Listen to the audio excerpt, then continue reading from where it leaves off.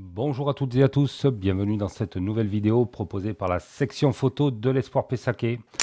On se retrouve aujourd'hui avec un nouveau petit setup.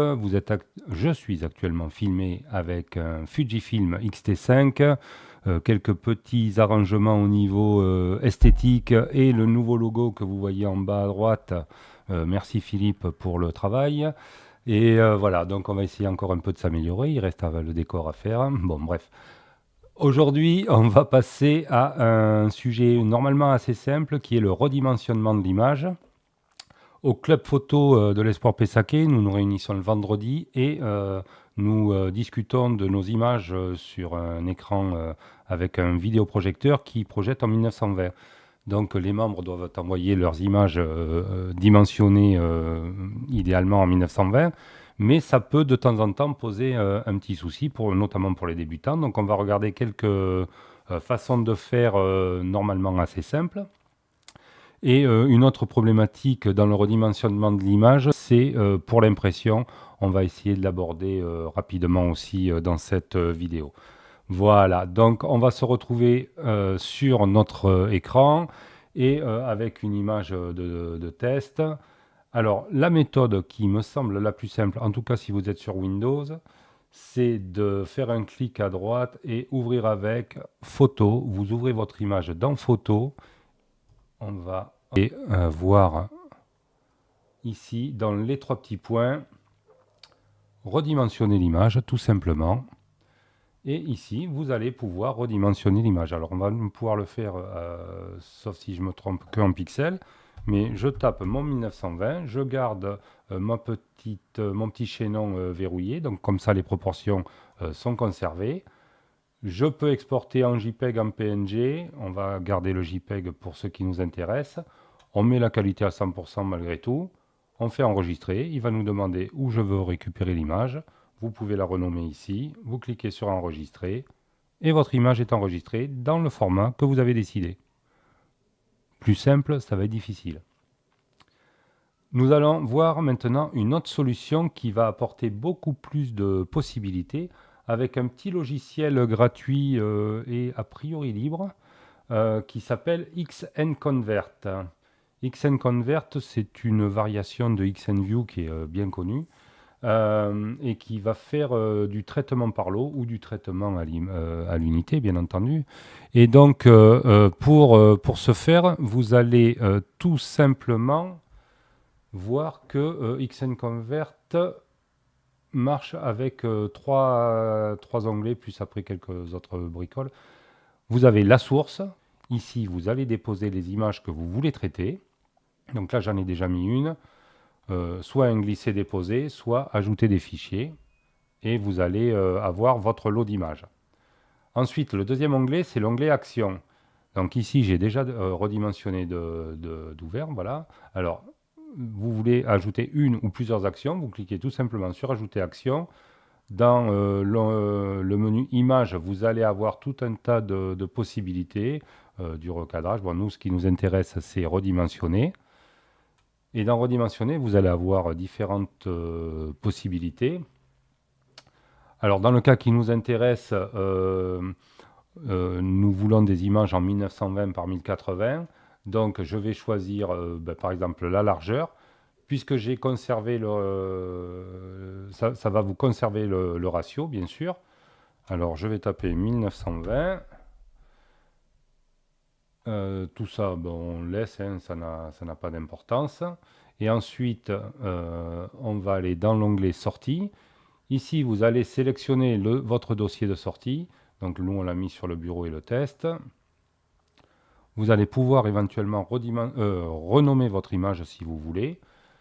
Voilà. Vous gardez ici, préserver les métadonnées si vous voulez les garder. Ça permet d'avoir les exifs, ça peut être sympa pour les discussions. Préserver le profil colorimétrique. Je fais convertir. Et on voit que mon image vient d'apparaître. Et ici, on voit bien qu'elle est passée en 1920 par 1080. C'est parfait. Toujours dans XNConvert, si je reviens sur Action, ici vous avez la possibilité de le redimensionner, par exemple en centimètres. je veux imprimer mon image en 30 cm et puis la largeur va se calculer toute seule. J'ai déjà mon dossier de sortie qui est préenregistré du coup. Je fais convertir, il me dit qu'un fichier existe déjà avec ce nom, effectivement. Alors on va renommer, comme ça on aura les deux versions. Elle apparaît ici. Et donc là, pour imprimer en 1920, je vais me retrouver, pour imprimer une photo de 30 cm, je vais me retrouver avec un fichier de 4500. Et la personne qui va imprimer va avoir directement l'image au bon format. Voilà une autre possibilité. Et donc, vous avez vu que vous avez beaucoup d'autres actions possibles. Donc là, je vous laisserai le loisir de regarder, mais vous pouvez accentuer, vous pouvez faire des flous, vous pouvez, enfin, vous avez beaucoup de possibilités, des effets fantaisistes, des simulations de films, et vous pouvez faire ça un traitement par l'eau. Donc, c'est vraiment très très pratique comme outil. XNConvert, n'hésitez pas à télécharger ça. Et puis alors bon, la dernière version, c'est la version avec un logiciel de traitement d'image. Donc là, je vais ouvrir mon Photoshop. 2 petites secondes, il arrive. Il arrive ici, voilà. Alors Photoshop, bon, vous avez votre image, vous l'avez travaillée. Et puis maintenant, vous voulez l'enregistrer et vous voulez ou la redimensionner. Vous avez plusieurs possibilités.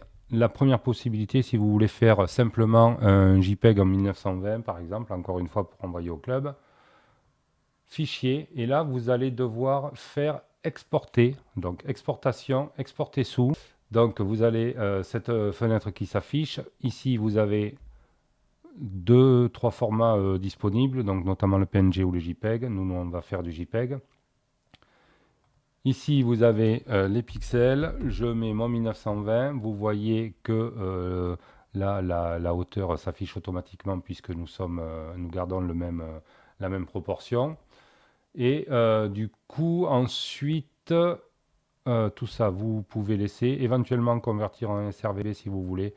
Et on gardera le profil colorimétrique. Je clique. Non, je vous montre une dernière chose. Ici, vous avez la qualité d'image important. Généralement, on va la mettre au plus haut. Vous pouvez la baisser si vous voulez avoir une image avec une taille, un poids moins important. Exporter, il va vous demander où vous voulez l'exporter. Vous la renommez ici et vous enregistrez. Et vous avez votre image qui est sauvegardée à la bonne dimension. Pour redimensionner en centimètres, la méthode que je connais, c'est image, taille de l'image. Et ici, vous allez avoir plusieurs réglages possibles. Voilà. Donc là, on est en centimètres. Vous pouvez bien entendu avoir les pixels, les pouces, les millimètres si vous voulez.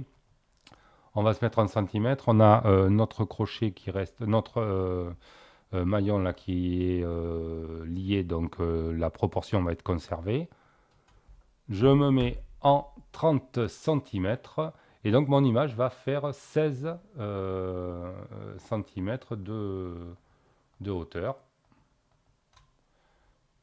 Hop, voilà. À une résolution de 150 pixels par centimètre. Vous pouvez monter jusqu'à 300 pour une impression avec une imprimante de qualité. Voilà. Et donc là, vous allez faire OK.